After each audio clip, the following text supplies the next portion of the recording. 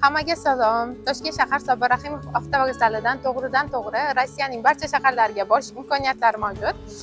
Endilikda Toshkentdan Balxash, Qaraganda, Astana yo'nalishi bo'yicha ham yangi avtobus reyslarimiz qatnovi yo'lga qo'yildi.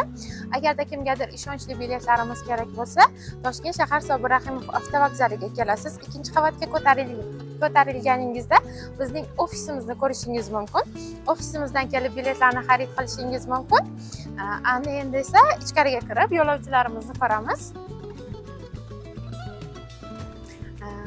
Mana bizning yo'lovchilarimiz Sobir Rahimov avtovokzaliga kelib ofisimizdan o'zlari biletlarni xarid qilishgan.